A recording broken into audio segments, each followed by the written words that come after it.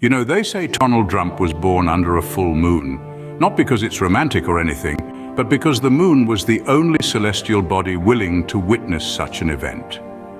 In the grand tapestry of life, there are births, and then there are births, but none quite as peculiar as that of Tonald Drump. Our tale begins in a New York hospital where young Tonald made his grand entrance into the world. No ordinary entrance, mind you. Oh no, Tonald was born with a full suit and tie, a silk pocket square and a comb-over that would make a peacock blush. The doctors, they say, were flabbergasted, the nurses aghast. But Tonald, he was just getting started. You see, most babies' first words are along the lines of mama or dada, but not Tonald. His first words, uttered with the gravitas of a seasoned CEO, were, "I'll give you 10% equity for a lifetime supply of milk." This wasn't your average infantile babble, no sir. This was a full-fledged business proposal, delivered in a boardroom voice right there in the maternity ward. The doctors and nurses, once they got over their initial shock, started to chuckle, but Tonald, he just sat there, as serious as a heart attack, waiting for them to respond to his offer. And respond they did, with laughter that echoed through the hospital corridors. But Tonald, our intrepid infant entrepreneur, wasn't fazed. He simply adjusted his tiny tie, smoothed down his comb-over, and with all the dignity a newborn could muster, he fired them all. Yes, the birth of Tonald Drump was nothing short of extraordinary, a spectacle that set the stage for a life as colorful and unconventional as the man himself.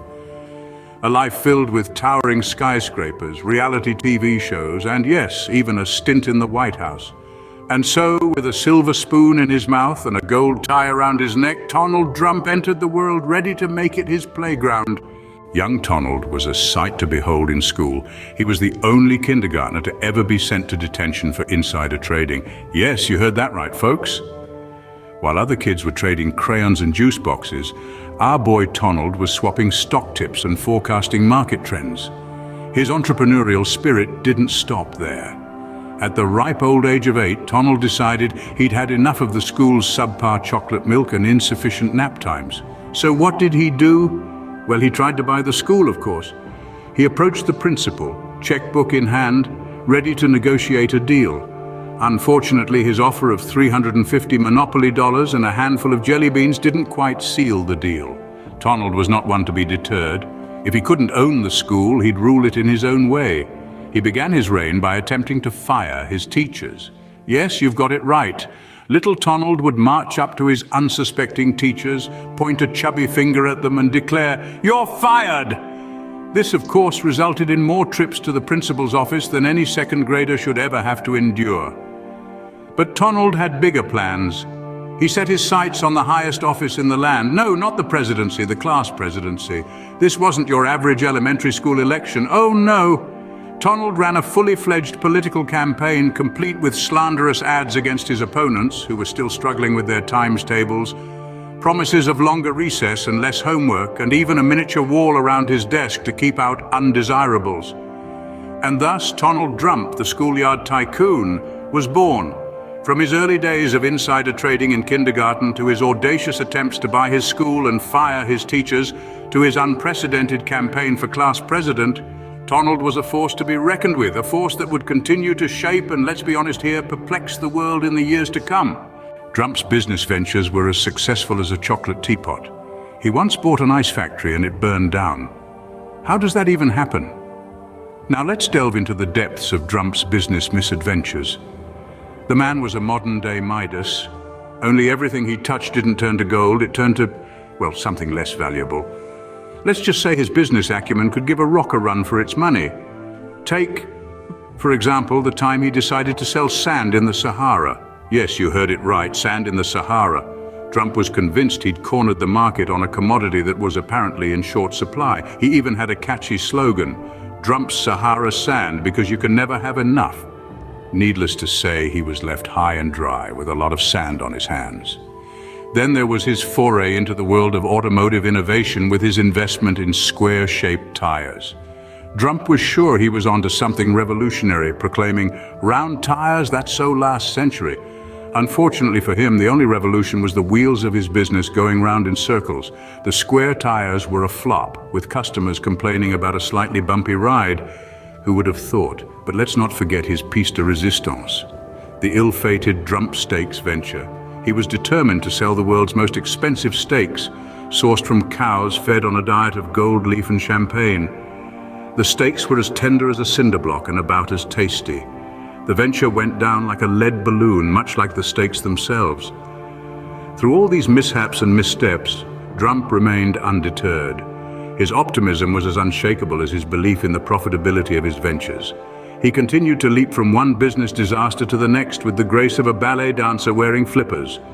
Drump's businesses may have been a disaster, but they were never dull.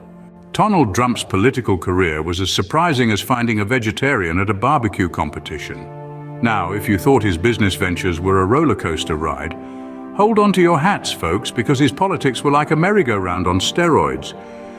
Drump's political career started off with the subtlety of a bull in a china shop. His campaign promises were as outlandish as they were hilarious, from vowing to make every day National Cheeseburger Day to promising to replace the White House lawn with a mini golf course. Drump's promises were as absurd as a fish riding a bicycle.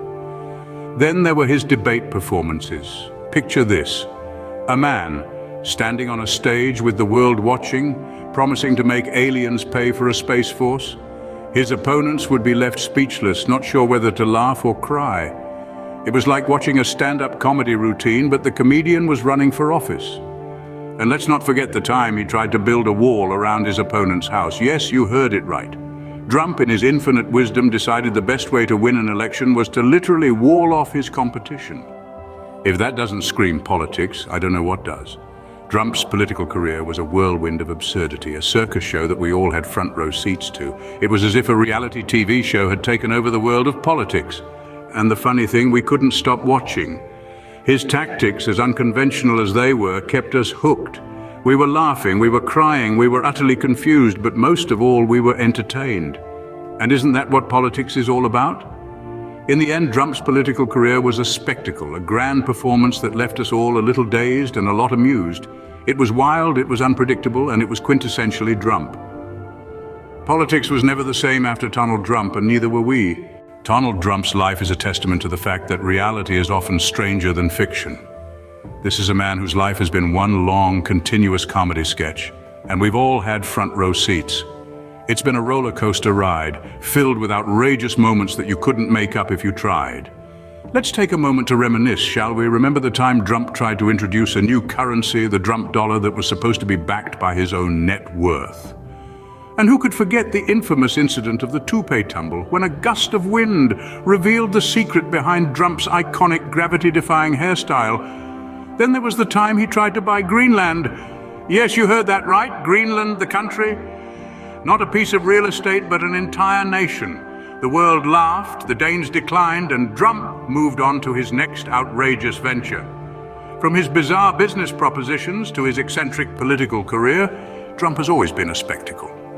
He's the kind of man who could only exist in our wildest dreams, or nightmares, depending on who you ask. But regardless of what you think of him, there's no denying his impact. Drump has become more than just a man. He's a phenomenon, a cultural icon, an enigma wrapped in a riddle, wearing a gold tie. He's a living, breathing meme, a punchline that keeps on giving. He's proof that life can be as absurd as it is unpredictable, and yet despite all the ridicule and absurdity, Drump remains undeterred. He continues to live his life in his own unique, outrageous way, with his head held high and a gold tie around his neck. And so Tonald Drump continues to live his life as only he can, absurdly, outrageously, and with a gold tie around his neck. Because at the end of the day, he's not just a man, he's a legend, an absurd, hilarious legend.